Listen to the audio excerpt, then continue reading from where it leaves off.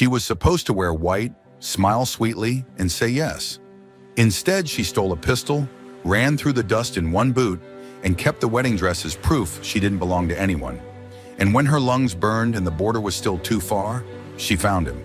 A man with one eye, no name, and a rifle that hadn't been fired in years. He didn't ask who she was, didn't ask what she'd done.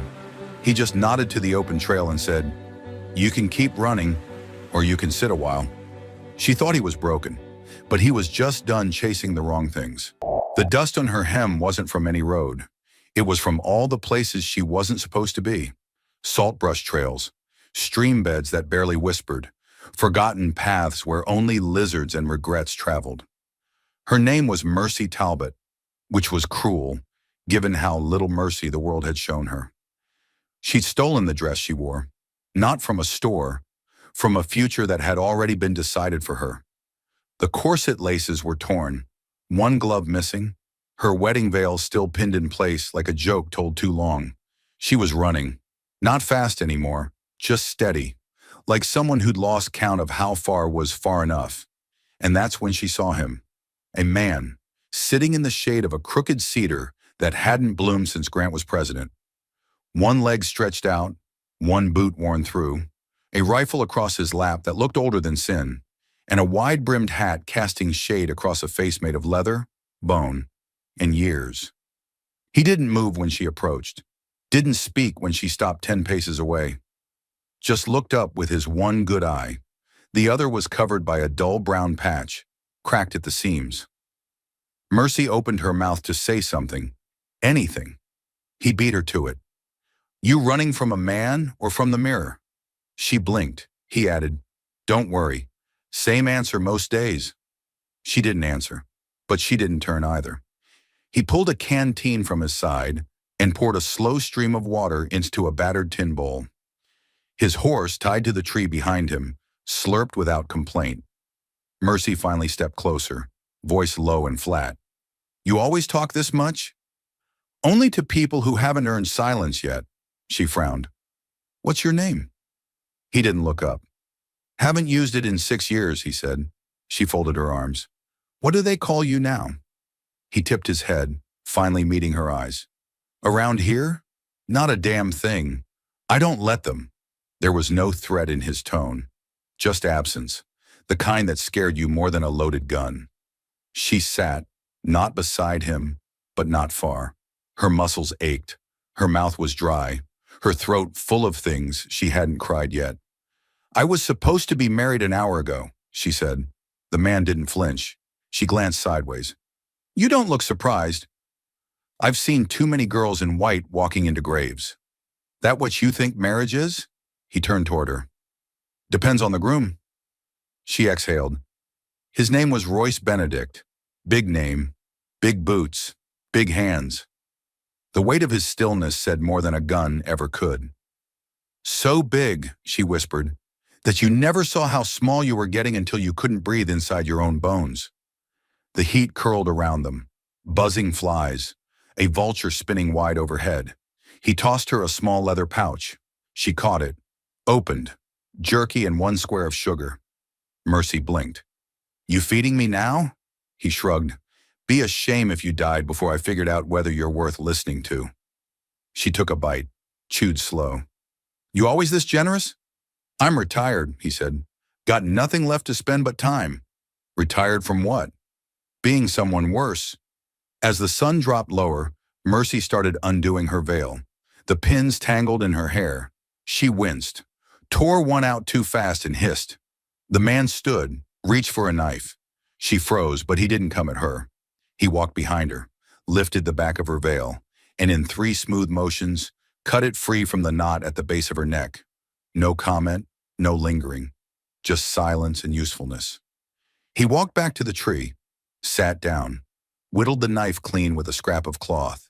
She touched the back of her head. "Thanks," she muttered. "Didn't do it for you," he said. Then after a beat, "Did it for the woman who comes after you." Maybe she won't need to wear one. That night they built a small fire between them. No tents, just dirt and stars. She asked, "You sleep with your rifle loaded?" "Always." Ever used it on a woman? He didn't answer. She leaned back. Guess I'll take that as a no. He looked at her. Don't take things that ain't offered. She rolled onto her side, facing the dark. Then offer me your name. He didn't answer for a while. Then finally, Malachi Voss. She repeated it under her breath, like a spell. All right then, Malachi. Let's try not to die tonight. Dawn came blood orange, and with it, a trail of hoof prints. Malachi was already awake, crouched over the fire, blade in one hand, coffee boiling in the other. Company coming, he said. Mercy stood, squinting. How far? He poured a tin cup, handed it to her. Too far for now? Close enough by sundown. She drank, burned her tongue, didn't complain. Who are they? He asked. She set the cup down. My father's men, or Royce's. Hard to tell the difference. Malachi stirred the fire. You plan on stopping? Mercy looked toward the hills, then back to the stranger with one eye and too much silence. She shook her head. No. The bundle she carried was wrapped in pale blue cloth, tied twice with a shoelace, and once with a length of bridal ribbon that hadn't seen a knot worth keeping. Mercy Talbot didn't look at it much. Didn't need to. She knew exactly what was inside. A dress. Heavy silk. Lace stitched by hands that had never sewn anything in sorrow. Pearls lining the sleeves like promises. A bodice too tight for breathing and too stiff for running. The dress she was meant to wear. The dress she never would. It had cost more than most men's lives were worth in that part of the world. Royce Benedict had ordered it from San Francisco. Told the whole town about it. Let folks picture him beside the perfect woman. Polished, obedient, untroubled. Instead, he got blood on his boots and dust in his reputation. And Mercy? She got a name that people whispered more than spoke. By mid-morning, she and Malachi had made it 6 miles south. No trail, just instinct and the rhythm of not wanting to be found. He rode ahead, slow and quiet, the reins in one hand, his other always too near the butt of his rifle. Mercy walked beside his horse until her feet begged for rest. Then she'd ride for a while, one leg crooked awkwardly beneath her, still refusing to ask for help. She didn't ask him where they were going. He didn't ask her where she'd come from. But when she dropped the dress bundle at their second camp, letting it thump against the dirt like a forgotten child, Malachi looked up from where he was breaking wood and said, You gonna burn it? She shook her head. He raised a brow. Then why carry it? She didn't answer right away. Finally, because it reminds me of who they wanted me to be, and who I didn't become. They camped that night near a dry creek bed, the rocks cool and round from storms long gone. Malachi set snares. Mercy gathered kindling. They didn't speak much, but the silence wasn't empty. It was cautious, earned, worn in like boots that had been mended more than once but still fit. After dinner, jerky and beans, Malachi pulled out a worn map and unfolded it across a flat stone. Mercy sat across from him, elbows on her knees. You ever been to the border? He asked. Almost. Planning to cross? Maybe. He tapped the map. Here's where the land starts changing. Fewer trees, fewer fences, more men who ask the wrong questions. She stared at the map. I've met enough of those already. He folded the paper. Then you'll fit in just fine. Near midnight, she woke to the sound of hooves. Not close, but not far enough. Malachi already had his rifle in hand, crouched at the edge of the firelight. Her silence wasn't surrender, just calculation. Just moved behind him, silent as smoke. They've split up, he said quietly. Riders. 3, maybe 4. Still half a mile. Looking? No doubt. She swallowed. What do we do? He turned his head slightly. That depends. On what? On whether you want to run forever or fight once. They broke camp at first light. No fire, no breakfast. Just wind and caution. The dress stayed in her arms. She didn't strap it to the horse. Didn't leave it behind. Malachi watched her with a side glance. You know that thing's slowing you down. She nodded. I do. He didn't argue. Didn't offer to carry it. She wouldn't have let him. By afternoon, they reached a ridgeline overlooking a narrow basin. Trees like scorched bones. A dry stream cutting the earth like a scar. Malachi stopped. Pointed. There. We make our stand there if it comes to it. You think they'll follow? I would. Mercy adjusted the strap on her shoulder. Then they will. He looked at her. You scared? She met his gaze. Yes, she said, but not of dying. That evening she set the dress on a flat stone, untied it, unfolded it. It shimmered in the dying light, pure white, touched with dust and road blood. Still beautiful, still cursed. Malachi sat nearby, sharpening a knife. Never seen a woman carry her own ghost before, he muttered. Mercy stared at the fabric. I didn't run because of the wedding, she said. He didn't interrupt. I ran because they all thought I was lucky, to be chosen, to be owned. She looked up, eyes steady. And the more they praised him, the more I hated the way I disappeared inside their approval. Malachi nodded slowly. I know that feeling, he said. Then after a pause, I didn't get this patch in war. I got it in a card game, over a lie. Mercy tilted her head. Did you lie? No, he said. I just didn't let someone else win. That night she slept curled next to the dress, the cloth like memory against her shoulder, and in the dark Malachi kept watch. Not because he didn't trust her, but because he did. Somewhere in the hills a coyote cried. She stirred. He moved closer, not to touch, just to be near. The fire hissed, the stars watched. And so did he. He didn't watch her like other men did. There was no hunger in it, no claim. Only a stillness that said, I see you, but I won't take you. And that, more than anything, was what unsettled her. Mercy had lived her whole life being looked at like something owed, something bought, then shaped. Pretty but not too opinionated. Sharp but only if it served someone else. But Malachi Voss watched like he was waiting to see what she would do, not what she would become for him. And he never used both sides of his face, only the left. Only the eye that still moved beneath sun-worn skin and long dark lashes.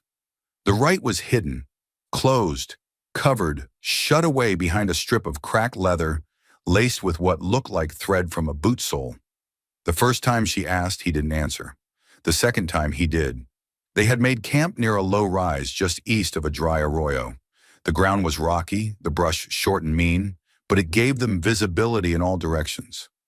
The kind of place a man like Malachi would choose, not for comfort, but for control. Mercy laid her bedroll beneath a split boulder. The dress, as always, folded neatly beside her like a reminder of a life she'd stepped out of, but hadn't quite stopped caring. Malachi sat by the fire, skin lit orange by the flame, a strip of bacon sizzling in his tin pan. She watched him for a while, then asked, Was it a fight? He didn't look at her. What? Your eye. He turned the bacon once, slow. The fat popped. I've been in fight, he said, but that one wasn't fair. You lose? He glanced at her. Depends what you count as losing. She waited. He didn't continue. She leaned back against the rock. You always this good at avoiding real answers? I'm real good at earning them first. They ate in silence. Bacon, cold beans, a crust of cornbread he'd traded for at the last town. She offered none of her story. He asked for none. But when she lay down for the night, pulling her coat up over her chest, she felt the weight of his eye on her, not like a threat, but like a door left slightly ajar. And sometime after midnight, she heard him shift his bedroll closer to hers. Not enough to start rumors, just enough that if a bullet flew, he'd be between her and its aim. The next morning, she found a red bandana hanging from the branch of a mesquite tree 20 yards east. Folded, tied loose, stained at one edge. She froze when she saw it. Malachi did too. He walked up behind her, silent as wind. Tracker's sign, he said. How old? He crouched, ran 2 fingers over a rock, brushed aside dust, found a boot print. Fresh, less than a day, maybe less than 6 hours. Yours? He looked up at her. If it was mine, I wouldn't be worried. They broke camp fast. No fire, no trail. They followed dry creek beds, let the horse walk through shallow water when they found it, wiped their boot prints with branches. By noon, they were tucked into a dead gulch with steep walls and narrow sky, resting in shade so thin it barely cooled their skin. Malachi sat sharpening a blade across his knee, Mercy watched his hands. You ever kill someone who wasn't trying to kill you first? She asked. He paused, looked up. His voice was dry. Why? Because I want to know if you're still worth walking beside. He set the knife down. I killed a man in El Paso who looked at me like I was the man who hurt his wife. Were you? No. But you let him believe it? I didn't explain in time. She studied him, and then finally she nodded. Still worth it. They kept moving through the hills for 2 more days. She learned how to read his silence like a second language. When he moved his shoulder, it meant danger. When he rubbed his thumb along the barrel of his rifle, it meant he was thinking about the past. When he adjusted the tilt of his hat without touching it, it meant he'd decided something and wasn't going to tell her what. She started mimicking him, not out of imitation, out of instinct. And once, when they crested a ridge and saw buzzards circling in the far-off sky, she said, "Somebody else didn't make it." He replied, "We'll try to do better." And for once, she didn't feel like a ghost inside someone else's story. That night, as they sat beneath a sky full of indifferent stars, she rolled the bullet he'd given her between her fingers. Still planning to use this on yourself? Malachi didn't look over. Only if I forget who I'm trying to become. She held it to the firelight, watched it gleam. What if someone else remembers for you? He tilted his head. You volunteering? She tossed the bullet gently. He caught it midair. I don't carry much, she said, but I've got room for that. The next morning they reached a small outpost, one saloon, one stable, a general store run by a man with 2 teeth and 1 eye worse than Malachi's. They bought beans, ammunition, dried fruit. The shopkeeper tried to sell Mercy a bonnet. She didn't buy it. Malachi watched her the whole time. Not close, not possessive, just steady, like he was keeping a record of how she moved through the world now. When they left, he said, You don't walk like someone waiting to be led anymore. She looked at him. And you don't watch like someone waiting to leave? They both smiled. Just barely. Later that day, he told her the truth. About the eye, about the boy, about the fire and the card game, and the way he let the man go, because revenge started to taste like rot. She listened without blinking, and when he finished, she said, You've still got 1 eye left. He nodded. That's all I need. She touched his sleeve. Then keep watching. The sky had just begun to bleed peach and lavender when Mercy stood beside the gelding, hand flat against its flank, eyes on the empty trail ahead. It was the first time she asked for anything since they met. I need a horse, she said. Tomorrow before dawn. Malachi didn't look up from where he was cleaning his rifle. You plan on going alone? I wasn't planning on staying. He nodded, slow, thoughtful. South? South. They didn't speak for a while after that. He finished his work, reassembled the rifle with the quiet rhythm of someone who'd done it 1,000 times. When he finally looked at her, the dying fire cast his good eye gold. You know what's across that line? Mercy stepped away from the horse. Not sure I care anymore. You should. She sat down on the rock beside him, close enough that their boots touched. I've crossed worse things, she said. Men's boundaries, family expectations, the distance between what I want and what I'm told I deserve. That's not a map. No, she agreed. It's a memory, and it's the only one that's mine. He studied her face for a long moment. Name like yours don't belong in the borderlands. She smirked. You still don't know what kind of name it is. He lifted an eyebrow. Mercy Talbot. Sounds like a preacher's daughter. She shrugged. More like a banker's disappointment. Then she tilted her head. You gonna tell me yours? I already did. No, she said. You told me what you were called. That's not the same. Malachi stood, walked to the edge of their camp, where the scrub opened into a wide flat of moon-pale desert. He stood there for a long time, arms crossed, the weight of something old pressing down on his spine. Then he said, You want the name I had before the war, or the one I kept after? Mercy joined him, coat pulled tight against the wind. Whichever one you still answer to when you're scared. He looked down. My mother called me Elam. She repeated it softly. Elam. That died with her. And Malachi? He turned. That one I earned. She waited. He finally said, Wasn't a good man when I took it. Don't know if I'm one now, But it's the one I chose. She nodded. Then that's the one I'll remember. They didn't sleep much that night. He sharpened his knife. She watched the moon pass overhead. Once she reached out and brushed her fingers across the back of his hand. He didn't flinch, but he didn't look either. Not because he didn't want to, because looking would have meant admitting what was already rising between them, quiet as smoke, real as breath. At dawn, the horse was ready. Malachi had saddled it himself, packed dried food, half a canteen, a coil of rope, and a small wrapped bundle of bullets. Mercy stood beside it, one hand on the horn, the other gripping the reins. She turned to him. "You coming?" He didn't answer. She waited. "You told me once," she said, "that you gave up your eye in a fight that wasn't yours." He nodded. "Maybe it's time you started picking different fights." Malachi crossed his arms. "You're not a cause." "No," she said, "but I might be the first thing in a long time that didn't leave you." That hit somewhere deep. He stepped closer. "You ride hard," he said. "You'll make the border by nightfall." "I know." "You cross," he added. "You're not coming back." She looked him square in the face. "Do you want me to come back?" His mouth moved, but no words came out. So instead, he pulled something from his coat. A thin strip of cloth, faded blue with a single stitch of red at one corner. She took it. "What is it?" "My mother's." "What do you want me to do with it?" "Keep it," he said, "in case someone ever makes you forget you had a place to come back to." Mercy mounted the horse, sat tall. He stepped back. "You stay one more night," he said. "You'll never leave." She smiled, slow and tired. "You say that like it's a threat.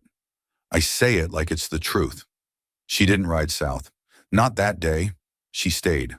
One more night. And when she woke in the middle of it, heart pounding from a dream she couldn't remember, she found him sitting by the fire, rifle across his knees watching the hills. Still, silent, steady, watching only her. They came at sunrise, not charging, not shouting, just four men on horses too clean for the trail and expressions too sure for strangers. Malachi saw them before the second coffee boil. He didn't move, just poured a second tin, left it steaming on the flat rock by the fire and said, "They've found us." Mercy looked up from the saddle strap she was mending. "How many?" "4. Maybe 5 if they've got a scout we can't see." She set the leather down. "How long?" "They'll be inside shouting distance in 20 minutes. Mercy stood, didn't ask if they were running. She knew the answer. They had built no walls, no shelter, just that narrow valley where the canyon funneled riders one by one if they came straight. Malachi was already walking the perimeter, quiet, efficient, setting a trip rope across a boulder, covering the fire pit, checking the rounds in his belt. He didn't speak unless necessary, but he wasn't alone in the work. Mercy followed him, carrying what needed carrying, sharpening a second knife, untying the dress bundle and wrapping it around the ammunition. If it was going to be ruined, it might as well do something useful before it went. When he turned and saw that, he paused. "You sure?" She didn't answer with words, just nodded once. 15 minutes later, they came into view, one at the front, tall, pale mustache, suit jacket like he wanted to be mistaken for someone official. Behind him, 2 younger men, one laughing too much, the other scanning the rocks like he thought he'd get shot just for looking wrong. And last, Royce Benedict. Royce didn't look mad, or heartbroken, or even tired. He looked amused, like this had become a game, and he always played to win. Malachi stood in the center of the trail, rifle lowered but loaded, hat pulled low, stance like a man who'd already counted how many bullets he was willing to use and how many he wasn't. Mercy stood behind him, not hiding, just choosing her moment. Royce pulled his horse to a slow stop, looked around. "Well now," he drawled, "a man with a gun and a girl with guts." He took off his gloves finger by finger. "Miss Talbot, you've caused quite the mess."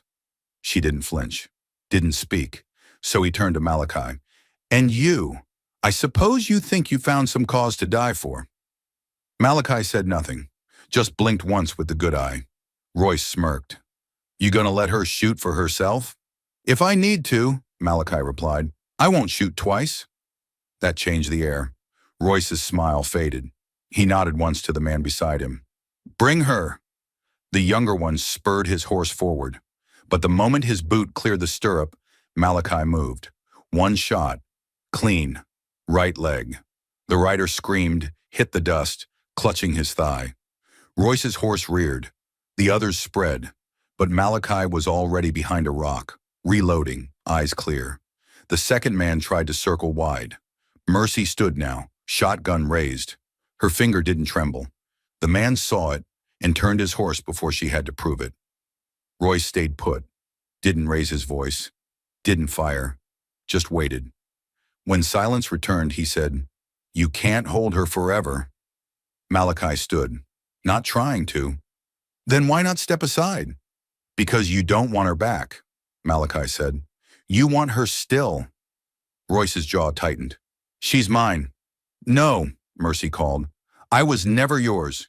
You just named me before I could speak." Royce didn't look at her, didn't acknowledge the wound. He turned his horse.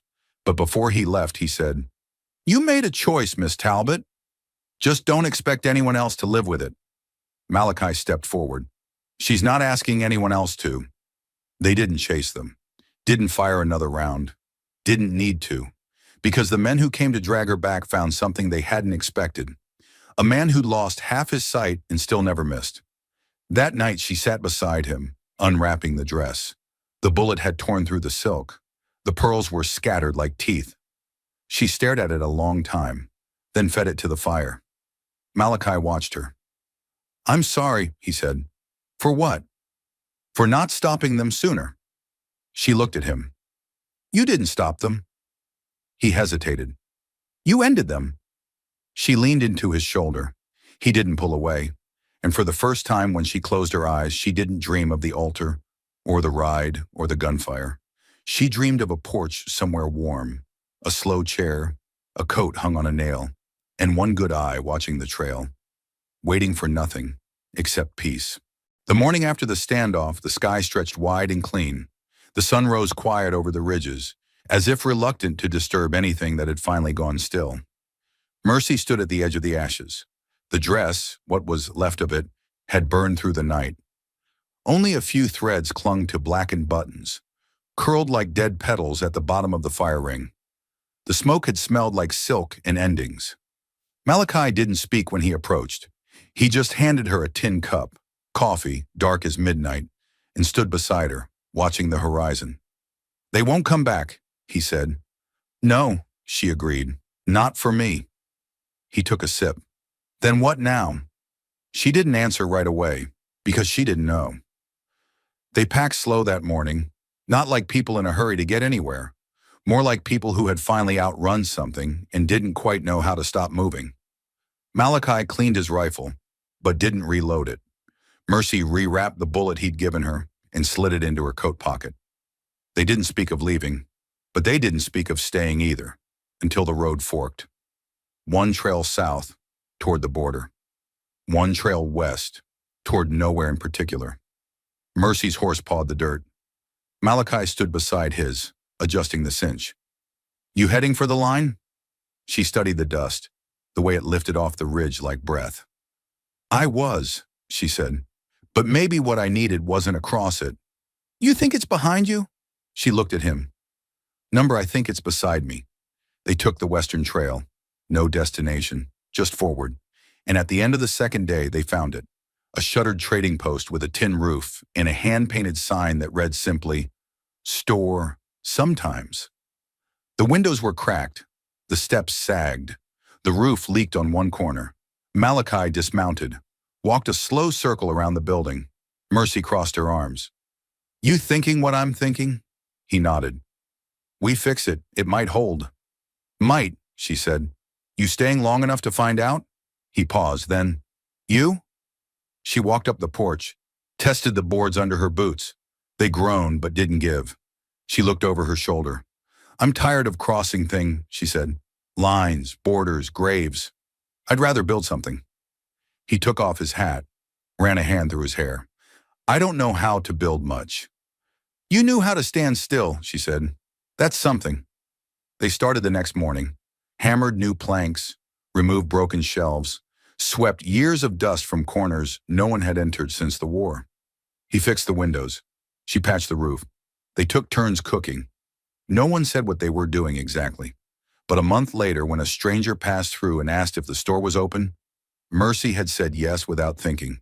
They sold flour, ammo, coffee, rope. And when a young woman came through with eyes full of panic and a suitcase that rattled when she moved, Mercy gave her a place to sleep. No questions, only shelter. Malachi never took off the patch, but he stopped looking away when she was near.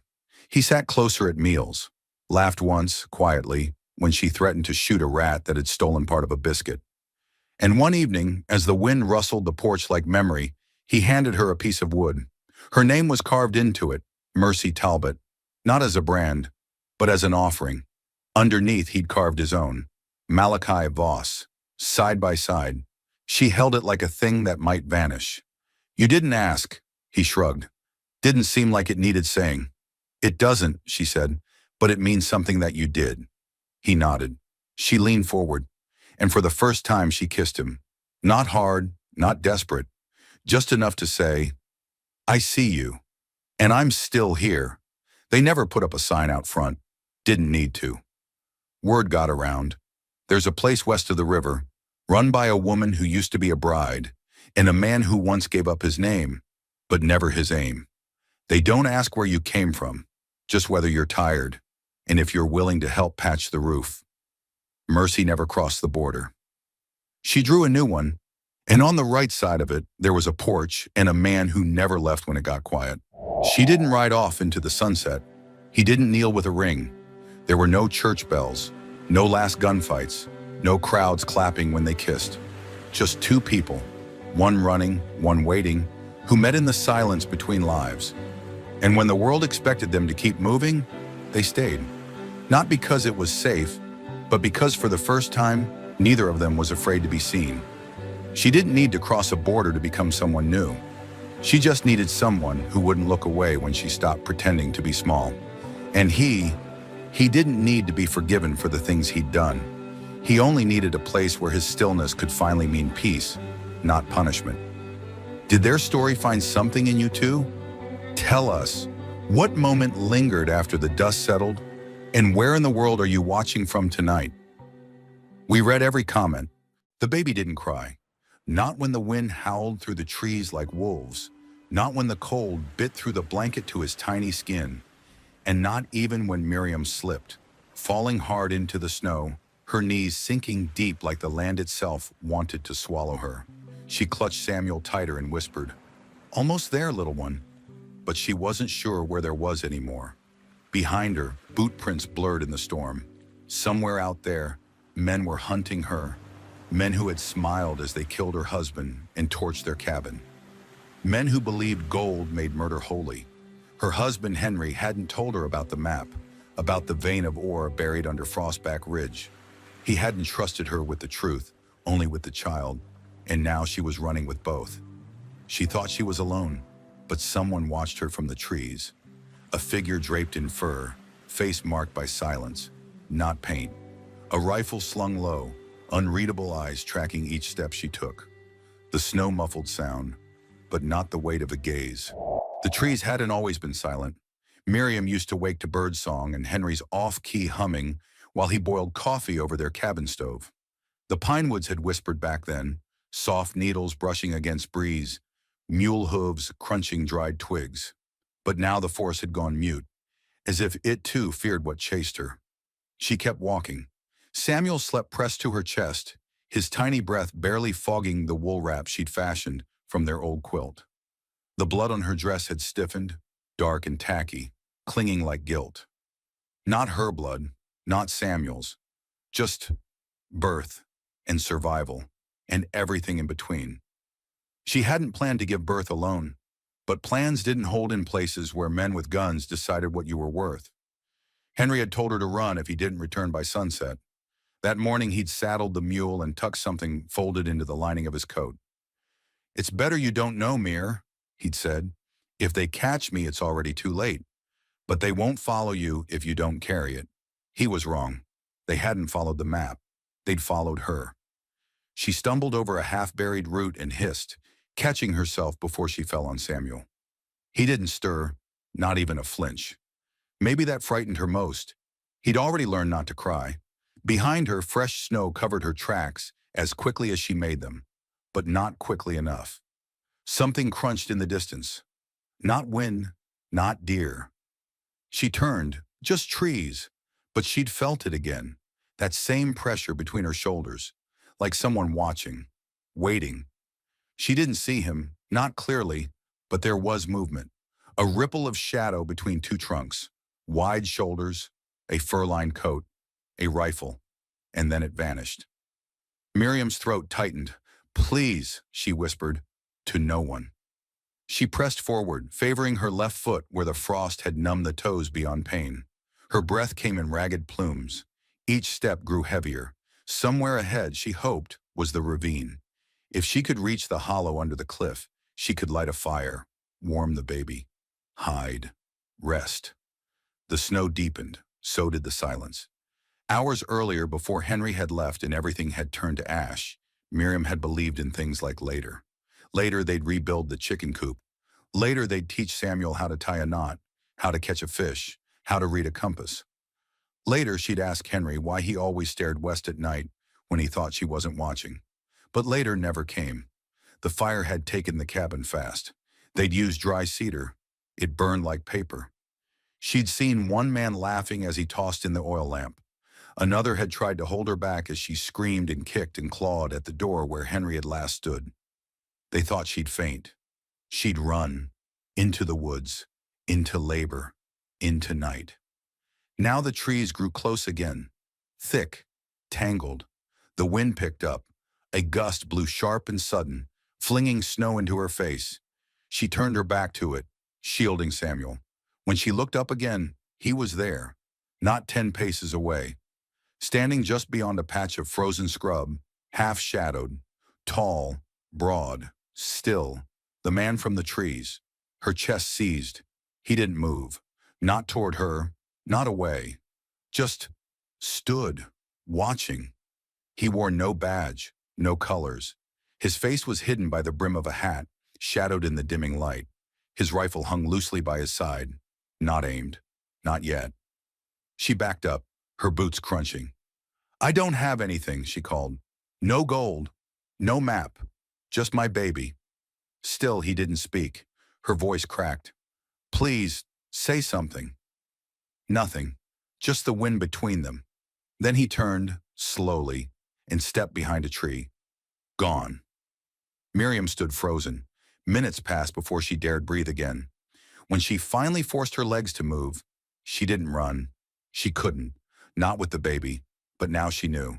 She wasn't alone. The ravine came as the light failed. She slipped down the slope, knees buckling, arms wrapped around Samuel. At the bottom, she found a small hollow beneath an outcrop of rock. Windless. Quiet. She laid the baby down on a piece of burlap, unwrapped her coat, and used it to create a nest around him. Then she struck a match. It flared and died in the wind. Second match. Same. On the third, she cupped it close and it caught.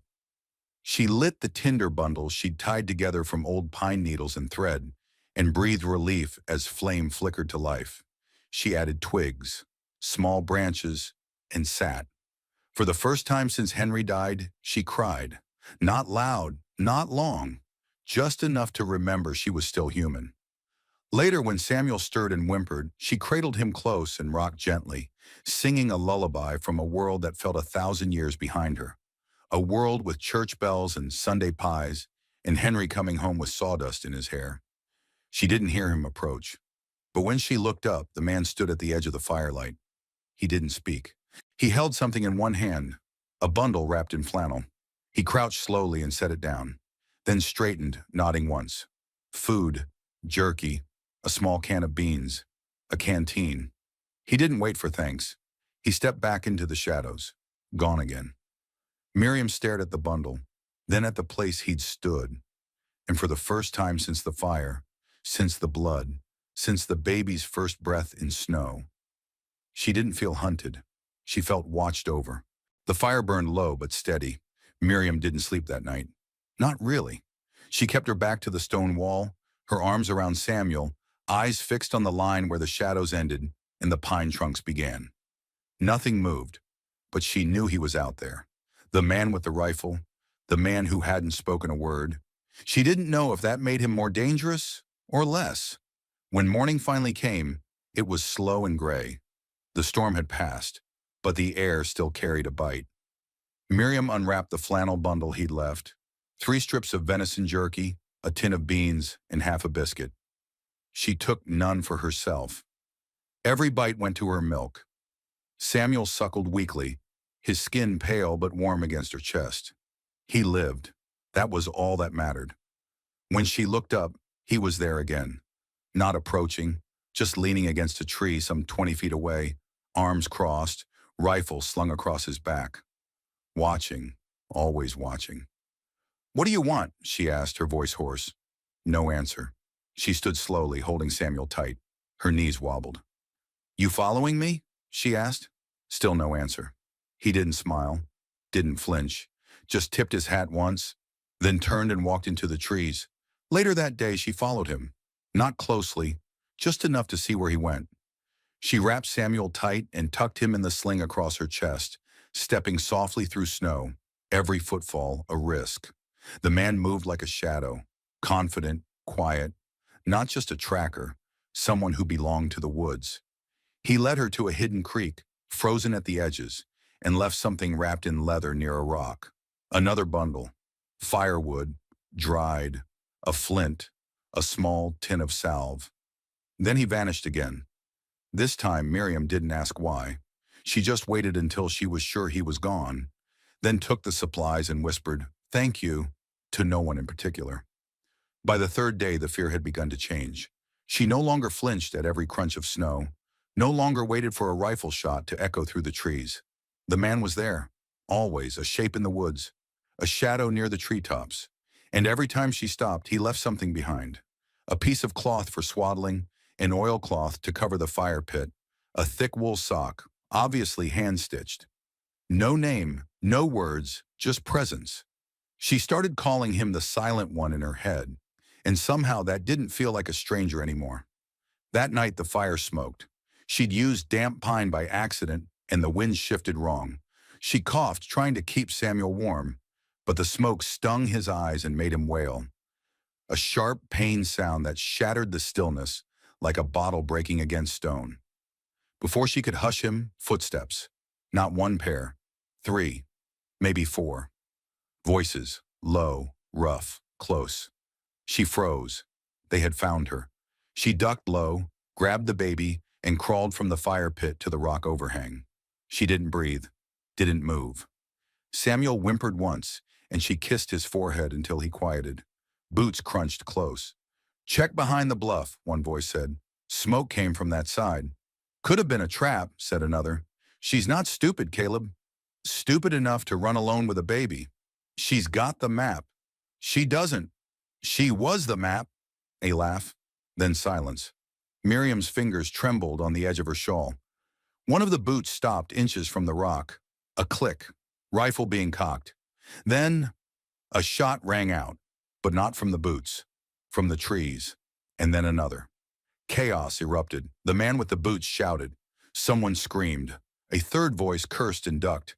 Gunfire, then running, then nothing. Miriam dared to look. One of the men was down, face first in the snow, rifle flung from his hand. The others were gone, and up on the hill, barely visible, stood the Silent One. Rifle to his shoulder, smoke rising from the barrel. He looked at her, and for the first time he spoke. "You're not safe here." The words felt heavy, not just because they were the first, but because they were true. Miriam sat by the fire that night, arms around her son, her ears still ringing from the gunfire. She watched the Silent One, no, not so silent now, pacing a perimeter around their small camp. She didn't ask questions, didn't ask how he'd found them, or how he knew the men, or why he'd waited so long to speak. He answered anyway. "They're still looking. Won't stop." Miriam stared into the fire. "Because of Henry?" He nodded. "He lied to me," she said. "Said I'd be safe." You were never safe. That made her blink. He added after a pause, he just loved you too much to say it. She didn't cry. Not that time. In the days that followed, they moved camp twice. He never asked her name, but she told him anyway. Miriam called her, my son Samuel. He gave no name in return. Instead, he handed her a scrap of canvas one night, folded tight. On it, sketched in charcoal, was the ridge, a vein of ore, a mining site, the map. She stared. Henry gave this to you. A pause. He owed me once, the man said. I owed him back. And now it's paid? He looked at her, then at Samuel. Not yet. Miriam knew something then. This wasn't about gold. Not anymore. It was about debt and silence. And maybe, just maybe, something deeper neither of them could say aloud yet. Not here. Not in the snow. Not while the past still hunted them. But the air was shifting, and spring, somewhere, was waiting. They moved at dusk. The snow had crusted over in the cold snap, cracking softly under each step. Miriam walked in silence. Samuel tucked close beneath her coat. The man led, always a few paces ahead, scanning the horizon, eyes sharp as the edge of his knife. She still didn't know his name, but she was starting to know him. The way he always checked behind trees before letting her pass. How he walked in a zigzag when the hills dipped, never a straight line. How he never raised his voice even when Samuel cried, even when wind threatened their fire. And how his silence said more than most men's words. That night they stopped near a narrow ravine where old roots clawed out of the rock like frozen hands. He built the fire while she fed Samuel. Then for the first time he sat close, not beside her, not across from her. Close enough that the fire cast shadows across his jaw. Close enough for her to notice the small scar under his left eye. Not fresh, years old, faded. She didn't ask about it, but her eyes lingered. He noticed. Sparrowhawk, he said quietly. It took her a second to realize he was offering her a name, not his own, but a memory. What does that mean? He hesitated. Lakota name. He gave it to me. Henry. She blinked.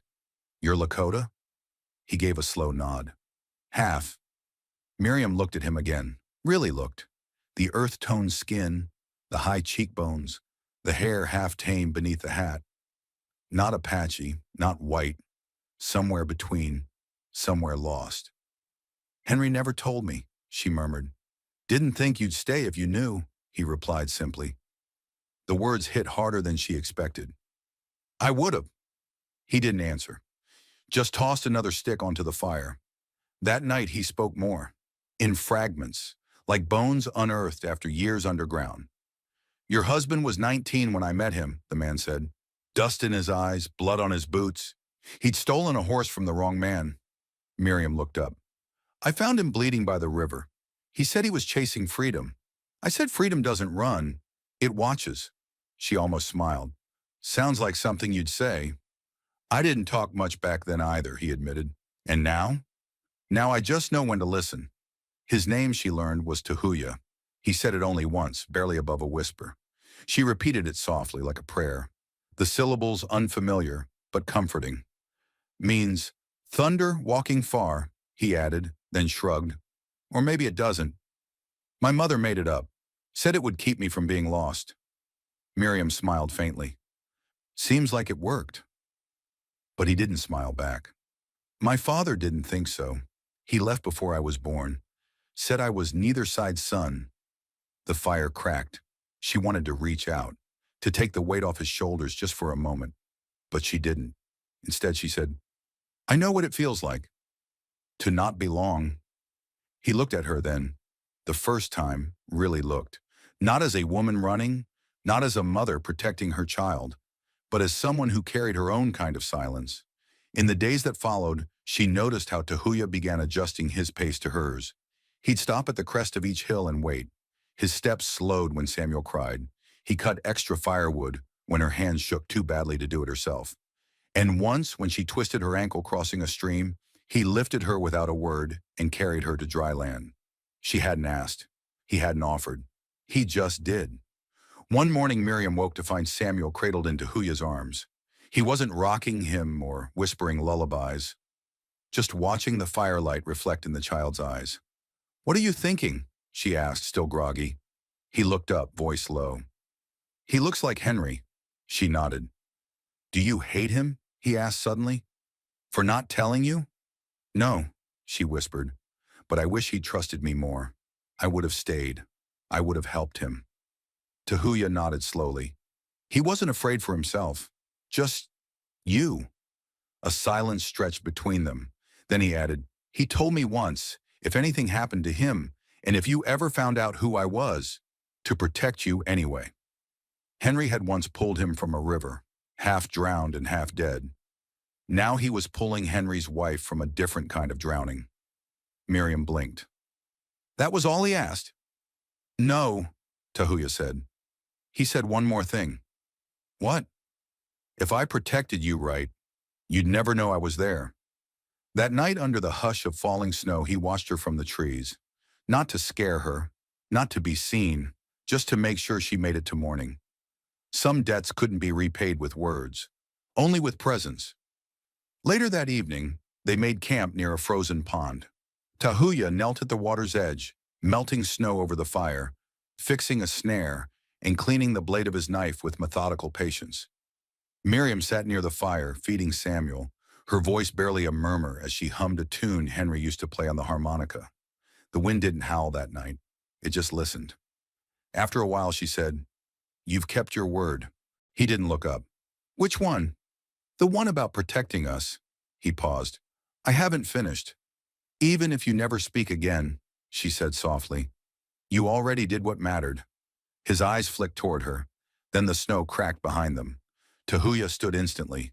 Miriam's breath caught. But it wasn't the men from before.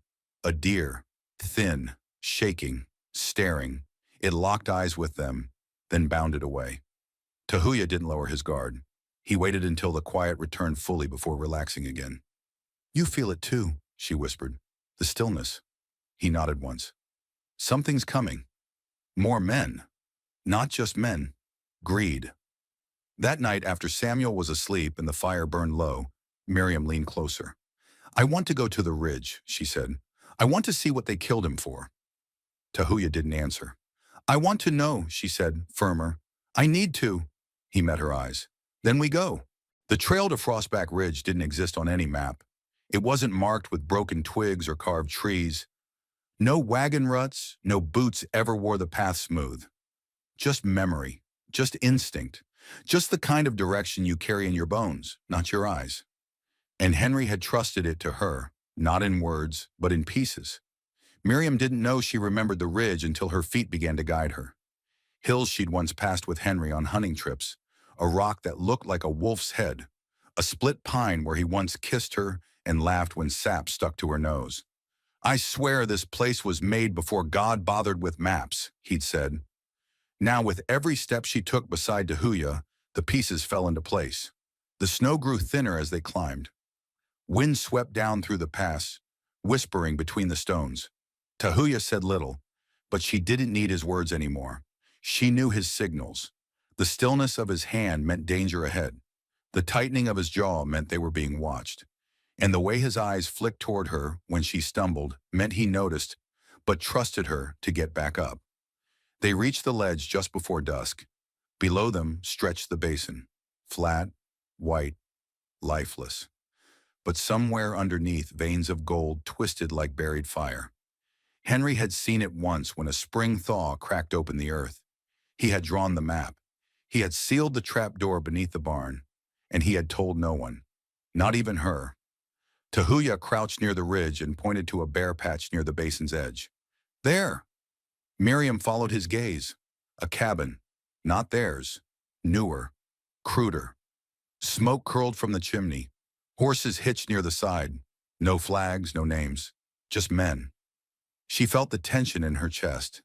"They already started digging." "Not deep," Tahuya murmured. "They don't know where." She looked at him. "But I do." That night they camped beneath the ridge in the arms of an old ravine, hidden from view. The fire was smokeless. Tahuya gutted a rabbit with one hand while scanning the tree line with the other.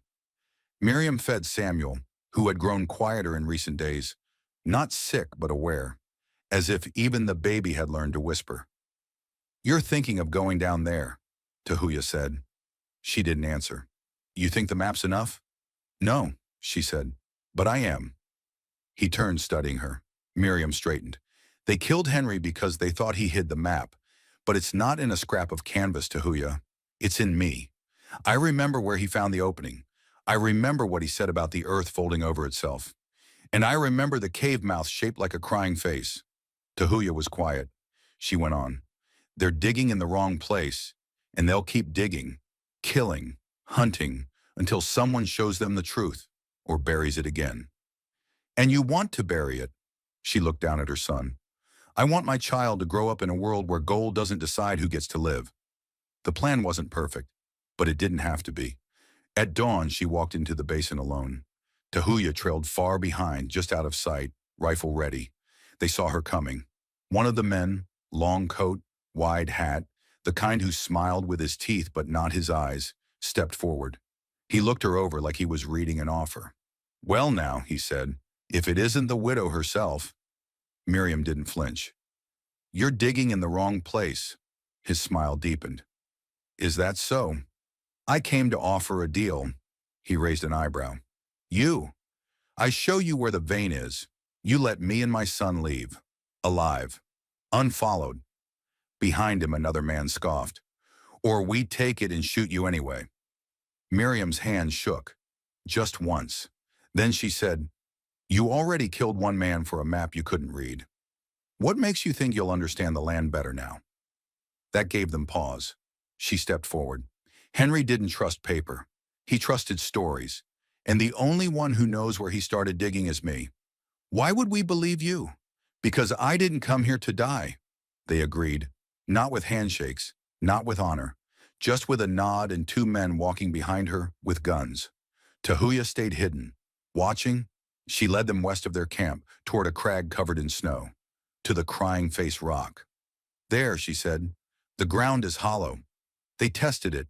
The snow muffled the first sound, but not the second. A deep, echoing thud. Gold fever took over. The men called for shovels. And as they dug, Miriam stepped back. Further, further, until she was at the edge of the trees. Tahuya appeared beside her. "You sure?" She nodded. Then the ridge rumbled. The trap had been simple, a pressure point beneath soft earth, just like Henry had shown her on a rabbit trail years ago. One heavy shovel, one wrong step, and the slope collapsed inward like a throat closing. The men screamed. Dust rose. Silence followed. Miriam stared at the pit. She didn't cry. Tahuya put a hand on her shoulder. Not to comfort, but to acknowledge. She had done what Henry couldn't. She had ended it. They didn't speak on the walk back. Not until they reached the edge of the basin and turned once more to look at the ruined earth. The fire was gone. The snow began to fall again. Slowly. "I thought I'd feel more," she whispered. "You did what you had to. I just wanted it to stop." Tahuya looked at her. It has. The snow had stopped falling. For the first time in weeks, the sky held color. Soft streaks of gold and lavender stretched across the horizon like someone had painted light back into the world. The storm was over. The basin was quiet, and so was she. But Miriam no longer felt hunted. She felt emptied, like the fire hadn't just taken her home, her husband, and her safety. It had burned her from the inside out. And yet, something still glowed at the edges of her being. It wasn't warmth. Not yet. But it wasn't ashes either. They took shelter in an old line shack 3 miles from the ridge. It had no door, just a blanket nailed to the frame. The roof sagged. The floor creaked. But it didn't leak, and it was theirs for now. Miriam laid Samuel on a dry patch of wool and sat beside him, one hand tucked under his tiny back, the other rubbing slow circles across his chest. His breathing was steady, his fingers curled and uncurled like he was already dreaming of something more than frost and fear. Tahuya set his rifle down by the wall, then crouched by the stove, coaxing a fire to life. He didn't look at her when he spoke. "They won't come back." "I know. They don't leave survivors." "I know that too." He turned his face toward the flames. "They didn't expect you." She didn't reply. Not because she had nothing to say, but because he already understood. That was the thing about silence. It wasn't empty when two people shared it. By the third night in the shack, the wind had turned warm. Miriam shed her outer coat and used it to wrap Samuel's bed. Her hair, once matted and tangled, had dried enough for her to braid again. She'd forgotten how that small motion, tightening the strands, pulling them over and under, could make her feel like herself.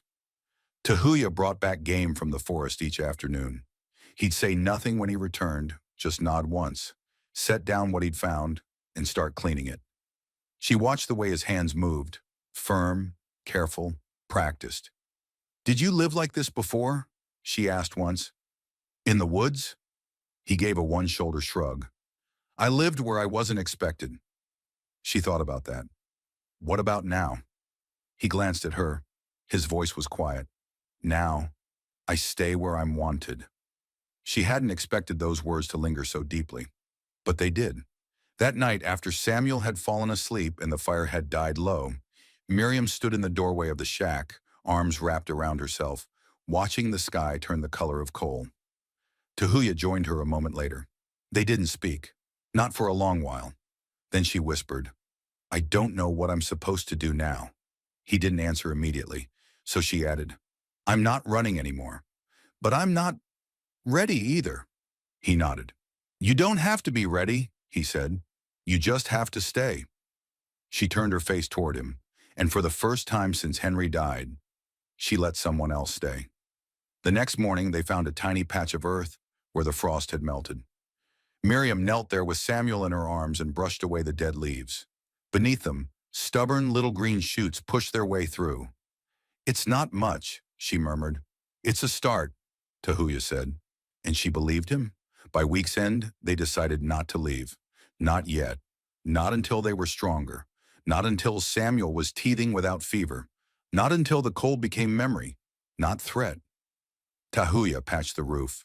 Miriam cleaned the cracked window panes with melted snow and a strip of cotton. They ate quiet meals, told quiet stories, at least the ones she remembered. He didn't speak much of his past, but she didn't press. What he offered freely. Sometimes it was a story. Sometimes it was silence. Sometimes it was just the way he handed her coffee with two fingers, touching hers longer than necessary.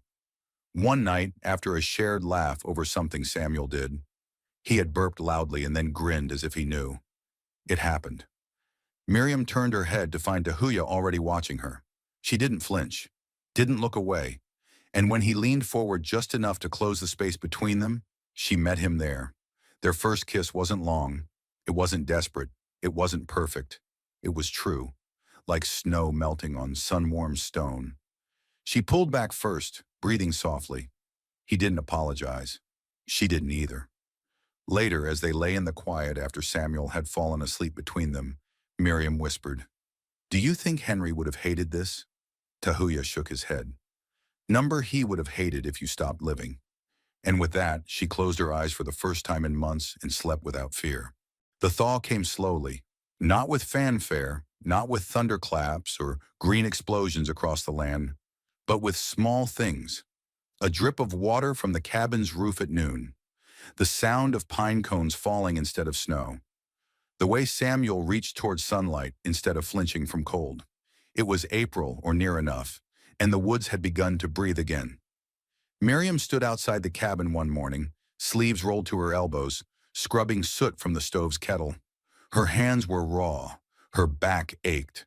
But for the first time, the ache didn't feel like grief. It felt like work, like staying, like living, like claiming something back from the world that had tried to steal everything.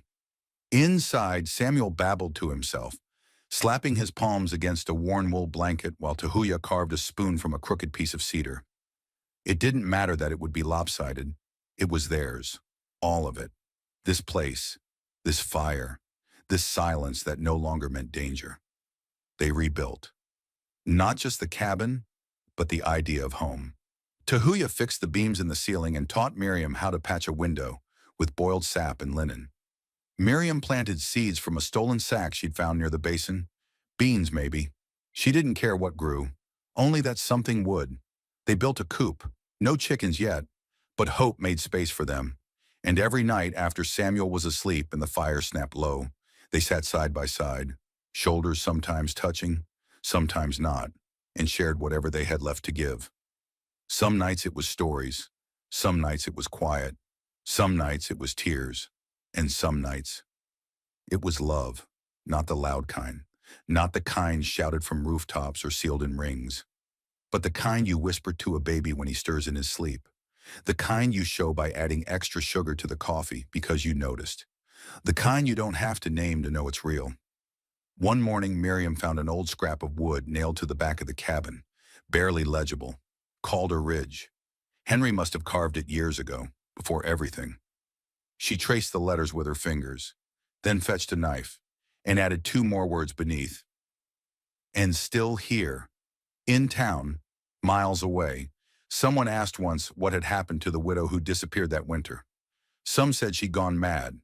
Others swore she'd taken gold and vanished to Mexico. But one old trapper, leaning on a stick and staring toward the hills, just said, she found someone who listened. And that was the end of it. Spring bloomed unevenly across the hills. Some trees budded early. Others clung to winter out of habit. Miriam understood that. Some days she laughed like she used to.